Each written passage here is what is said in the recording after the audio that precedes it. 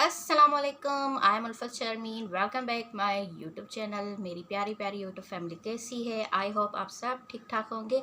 जी मैं भी बिल्कुल ठीक ठाक, बच्चे भी बिल्कुल ठीक ठाक। तो जी अगर आप मेरे चैनल पे नए हैं तो सबसे पहले मेरे चैनल को लाइक कीजिए, शेयर कीजिए, कमेंट कीजिए एंड सब्सक्राइब कीजिए। तो आपको मैं बताने वाली थी कि मैं लेट वीडियो क्यों डाल रही थी बीच में, क्योंकि आप लोगों को तो पता है मेरे पास अनाया छोटी 4 बच्चे हो घर में साथ साथ, और है ना, तो मेरे लिए वीडियो बनाना थोड़ा मुश्किल हो जाता था। अगर मैं बनाती भी थी तो लेट लेट डालती थी। तो आज मेरा मेन टॉपिक ये था, तो अम्मी की डेथ हो गई। तो आप लोगों को पता ही था कि हम लोग दिसंबर की छुट्टियों में स्कूल की बच्चों को घुमाने के लिए लेकर गए थे इस्लामाबाद। तो वहाँ पे हम लोग जब पहुँचे हैं इस्लामाबाद, हम लोग घूमे हैं, रावलपिंडी घूमे हैं। और जब हम लोग मरी पहुँचे, हम नथिया गली के बिल्कुल करीब पहुँचे थे। आप लोगों से मैंने बिल्कुल छोटी सी वीडियो शेयर की थी कि हम लोग मरी माउंटेन और मरी की बर्फ़बारी, इसके आगे मेरे पास कोई वीडियो थी नहीं मरी की, मैं कैसे देती आपको। क्योंकि जब हम लोग नथिया गली के पास पहुँचे हैं और मुझे एकदम से मेरी सिस्टर की कॉल आती है।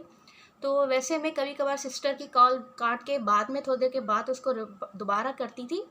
उस दिन उसी टाइम मैंने अपनी सिस्टर की कॉल रिसीव की है, और वो एकदम से मुझे पूछने लगी कि आप कहाँ हो। तो मैं खुद इतना वो हो रही थी, मुझे ना, एक तो आप लोगों को होता है ना, पहले से ही पता चल जाता है कि आप, मेरी तबीयत तो वैसे भी ख़राब हो रही थी, क्योंकि मरी के पहाड़ों पे जो रास्तों पे आया, जो है ना क्रॉसिंग थी ना, आना, ये ज़्यादातर जो मोड़ थे ऊपर आने जाने में, पूरा रास्ता मैंने उल्टियाँ कर कर के गई हूँ, ऊपर भी नीचे भी आई हूँ पहाड़ों से। तो मेरी तबीयत तो बहुत ज़्यादा ख़राब थी।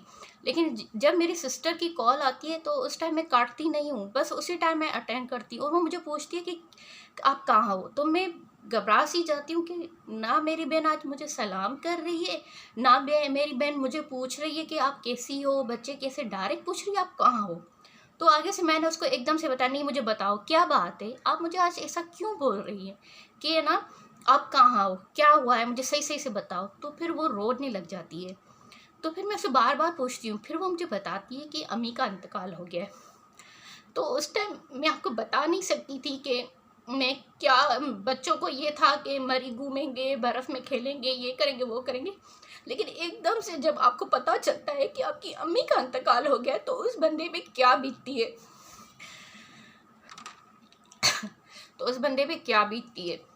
तो उसी टाइम फिर है ना, मैंने अपने हस्बैंड को बताया है, वो आगे बैठे थे, मैंने उनको बताया कि भाई अम्मी का इंतकाल हो गया है। तो उसी टाइम उन्होंने ड्राइवर को बोला वापस टर्न करें, इस्लामाबाद की तरफ चलते हैं।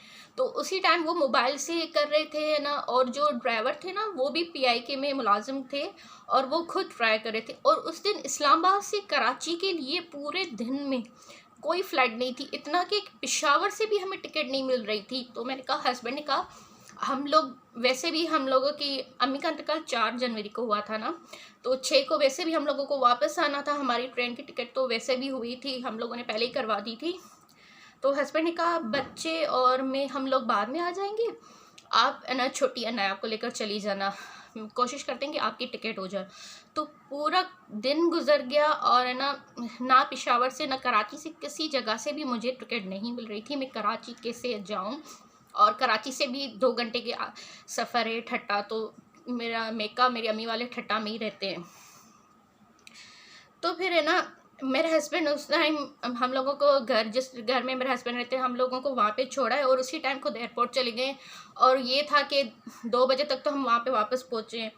फिर ये कि 4 बजे वाली में मिल जाए, शायद कोई बंदा ऐसा हो जो कि ना जा रहा हो, उसकी टिकट पे उसकी एक्सचेंज करके हम लोग उसकी जगह पे मैं निकल जाऊं। तो लास्ट टाइम जब घर वाले सारे मुझे बार बार पूछ रहे थे, कज़न ये हो, आप कब तक आ रही हो, कब तक आ रही हो, क्योंकि अम्मी का इंतकाल हुआ था, अम्मी को हार्ट अटैक हुआ था, सुबह तकरीबन 10 के दौरान हार्ट अटैक हुआ था। और अम्मी की कुछ दिन पहले ही तबीयत ख़राब थी, बीपी लो था। तो उस दिन सुबह हार्ट अटैक हुआ है। और ना उसके बाद ये था कि उन्होंने ऐलान नहीं किया था कि किस टाइम में ना मैयत को उठाएंगे, जनाजा किस टाइम उठाना है। सब मेरा इंतज़ार कर रहे थे कि मैं कब तक आती हूँ, तो उसके बाद हम लोग जनाजा उठाएं। तो ये था कि काफ़ी इंतज़ार कर रहे थे, लास्ट 4 बजे वाली में मेरी हो जाए या 5 वाली में मेरी हो जाए। तो 5:30 तक फिर दोबारा मेरी बहन ने मुझे कॉल की है कि पूछा है, और है ना, कब तक आ रही हो? तो मैंने कहा लास्ट ऑप्शन है 6 बजे वाली में देखती हूँ कि शायद मेरी 6 बजे वाली में टिकट हो जाए। तो है ना, तो उनको हाँ, मैंने कहा आप लोग वेट करो।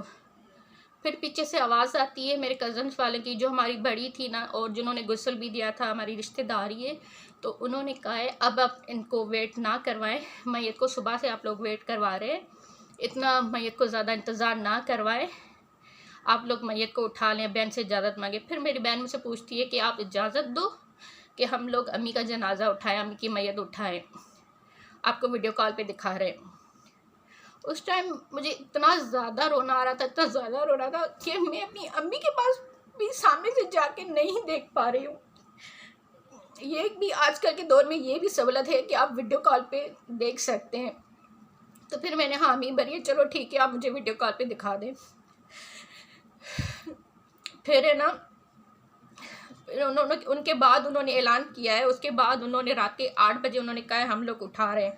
और उसके बाद लास्ट ऑप्शन मिला था मुझे, रात को 12 बजे की फ़्लाइट में टिकट मिल रही थी। अब रात को 12 बजे अगर मैं निकलती हूँ वहाँ से अनाया के साथ, तो 2 बजे मैं कराची एयरपोर्ट पहुँचती हूँ और ठट्टा मुझे 4 हो जाएंगे रात को पहुँचते पहुँचते, और अगले दिन सुबह जनाजा हम लोग उठाएं। तो कुछ रिश्तेदारों ने कहा चलो सुबह तक इंतज़ार करवाते हैं, लेकिन नहीं, मेरे हस्बैंड भी इस बात पे एग्री नहीं हो रहा था कि कल तक आप इंतज़ार करें अपनी अम्मी को, आप तो उनको इजाज़त दे दो। और फिर ना आगे वो रिश्तेदार भी बोल रहे थे कि इतना इंतज़ार नहीं करवाओ। फिर मैंने इजाज़त दे दी, मैंने कहा ठीक है आप लोग इंतज़ार ना करवाएं, आप जनाजा उठा लें। फिर भाई ने 8 बजे का टाइम रखा था, फिर रात को 8 बजे उन्होंने जनाजा उठाया है।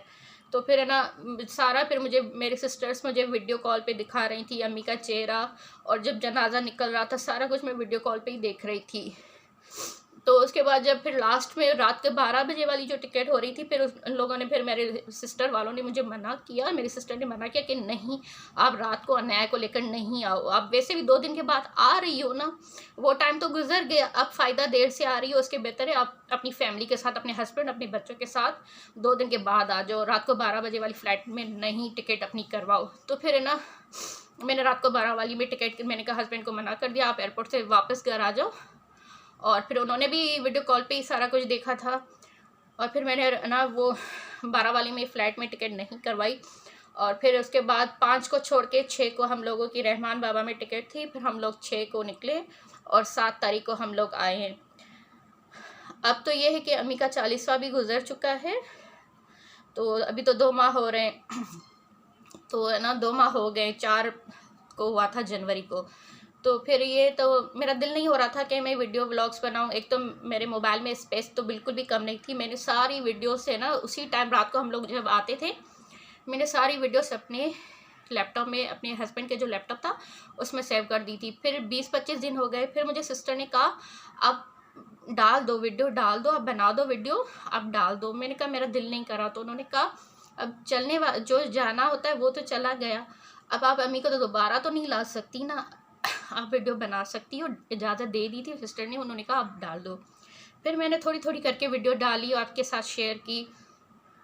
तो फिर मैंने कहा चलो आप लोगों के साथ ये भी बात शेयर कर लेती हूँ कि है ना आप भी मेरी फैमिली हो, आप सब फैमिली, यूट्यूब पूरी फैमिली होती है। तो इसी तरह फिर है ना मेरा दिल नहीं कर रहा था, मैं बहुत लेट वीडियो बनानी थी, बहुत कोशिश करती हूँ कि रोज़ बनाऊँ लेकिन नहीं बना पाती थी। तो बस यही था कि अम्मी के इंतकाल पर मैं नहीं आ सकी। आप लोगों के साथ भी मैंने अपना दर्द शेयर किया, और वो बेटी, आप क्या समझे क्या बोलें कि अपनी अम्मी के जनाजे में भी शामिल नहीं हो पाती है। और है ना मैं कहती हूँ कि ऐसा दिन कभी किसी औलाद को ना देखना पड़े और ना ही किसी पेरेंट्स को ऐसा दिन देखना पड़े। बहरहाल वो तो है, आजकल तो है, हर किसी को जाना है, हर किसी को तो इस दुनिया में नहीं रहना, वो तो सबको पता है, हर एक ना एक दिन इस दुनिया में हम सबको जाना ही है। तो ये होता है कि जॉब के सिलसिले में कोई कहाँ पे होता है, कोई कहाँ पे होता है, ये तो वैसे भी होता है। तो आज का व्लॉग मैं बस अब यहीं पे एंड कर रही हूँ। प्लीज़ मेरे चैनल को like, share, comment and subscribe. Thank you for watching.